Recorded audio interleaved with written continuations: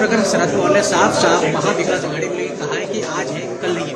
उनके इस बयान को कांग्रेस और आप किस तरह देख रहे हैं? कांग्रेस की भूमिका एकदम स्पष्ट है कि कांग्रेस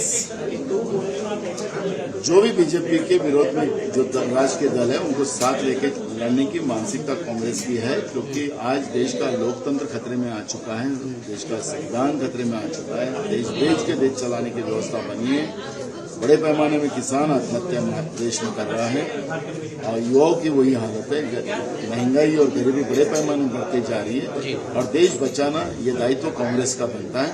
और कांग्रेस जो भी पॉलिटिकल दल बीजेपी के विरोध में है उनको साथ लेके ये लड़ाई लड़ना चाहते हैं। सर, क्या ये मान के चले 2024 में महाविकास आघाड़ी रहेगी चुनाव में? देखो, हमारी कोशिश है कि सबको साथ लेके चलने की, किसको नहीं रहना क्या करना वो उनकी जवाब। सर, सीट शेयरिंग को लेके हालांकि एक साल ही बाकी है, कुछ ही महीना बाकी, एक साल कह सकते हैं। लोग विधानसभा की बात करें, लोकसभा सिर्फ कुछ ही महीने या कुछ एक साल बाकी, क्या सीट शेयरिंग को लेके कुछ अभी तक रणनीति हो पाई है चर्चा? क्योंकि शरद पवार वही बार बार कह रहे हैं। देखो, हमारी पूरी तैयारियां हैं, हमारे भी सब प्लान तैयार है। कर्नाटक के इलेक्शन के बाद 15 मई के बाद हम उसके ऊपर भी चर्चा करने की शुरुआत करें। कितनी सीटों पे चुनाव कांग्रेस लड़ सकती है सर? 288 में से कांग्रेस कितनी सीटों पे चुनाव? महाराष्ट्र में कांग्रेस तो सब जगह तैयारी है, लेकिन हम जब हमारे कांग्रेस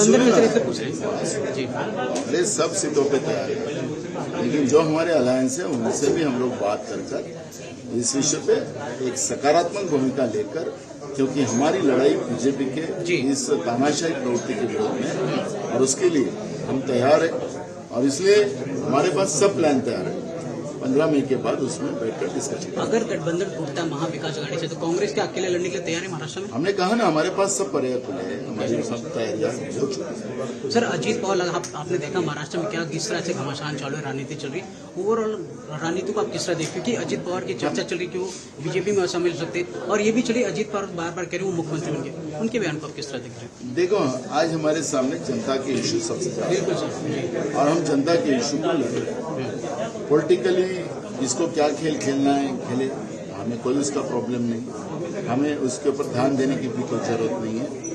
और जिस तरह से बीजेपी घबरा चुकी है, केंद्र में बैठी हुई नरेंद्र मोदी की सरकार घबरा चुकी है और इसलिए किसी को तोड़ने की जो कोशिशें कर रही है और तोड़ने के कारण भी अलग हो, जब कुछ होगा तब उसके ऊपर बहुत चर्चा करेंगे, लेकिन हमारी कोशिश ये है कि हम सबको साथ लेके। अजीत पवार सर मुख्यमंत्री की बात कर रहे हैं सर, मुख्यमंत्री। अरे भाई, उनके पास आंकड़ा ज्यादा होगा तो बने, आंकड़ा होगा क्योंकि 145 का आंकड़ा लगता है ना।